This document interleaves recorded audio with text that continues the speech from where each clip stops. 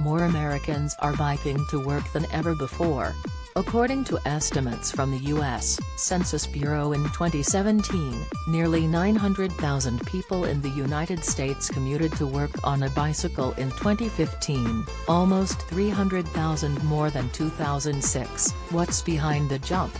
During a conference held last week in Indianapolis, Indiana, bike industry representatives suggested a confluence of events, from expanding bike lanes and bike-sharing programs to grassroots efforts and comprehensive plans for improving city infrastructure. The second annual conference was organized by the national bicycling advocacy group People for Bikes, which also unveiled its inaugural city rankings program last week. A total of 480 cities were ranked to determine which communities are leading the way for bicycling. The process took 2 years to create, Joe Lindsay reports for Bicycling, and the top performers aren't necessarily the communities you'd expect. Coming in first was Fort Collins, Colorado, followed by Wausau, Wisconsin.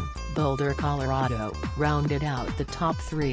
The system rewards cities not just for what they did 20 years ago, but also what they're doing right now, writes Michael Anderson of People for Bikes on the organization's blog. As a result, these ratings will change. Cities will move both up and down. For instance, one of the variables considered, reach, measures the accessibility and ease of a city's cycling network across all parts of the city, including often overlooked low-income neighborhoods. Another variable, acceleration, measures the city's continued improvement for bike infrastructure, taking into account cities that might have put together an aggressive bike plan only recently. This more nuanced system for ranking was developed by Nathan Wilkes, an Austin street planner who wanted a way to track his own city's improvements. The methodology, which pulls from local and federal data, including the U.S. Census American Community Survey and fatality statistics, wants to recognize communities who aren't necessarily known for being cycling-friendly but are putting in the effort. It's demoralizing for cities that want to become better to constantly hear about Portland and Boulder, Colorado, or New York City, Tim Blumenthal, president of People for Bikes, explains in an interview with Lindsay. They say, "We don't have the money, or we are not a college town," and the positive recognition for them putting in place a bold program is a key part of this.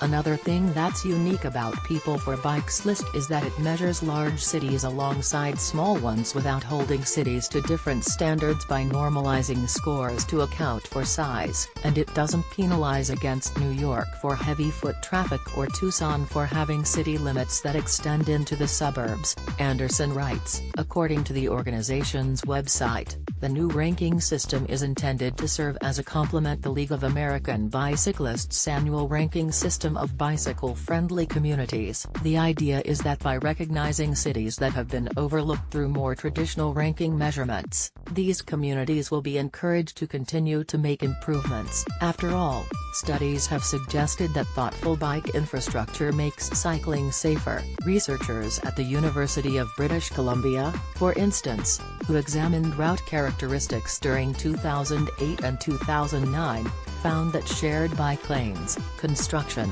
downhill grades, and streetcars or train tracks increased the risk of cycling injuries. All the communities in City Rankings program were evaluated on a 5-star scale, and only those which had enough data to be ranked in at least 3 of the criteria were able to receive an overall score and be included in the list. Notably, none of the cities included scored higher than 3.5 stars, Anderson points out, showing that there is plenty of room for improvement across the board. The truth is that there aren't any U.S. cities that consistently meet those criteria, Blumenthal explains, and as much as it might hurt not to have any superstars, that's honest. See People for Bikes' full list of bike-friendly cities here. Like this article? Sign up for our newsletter.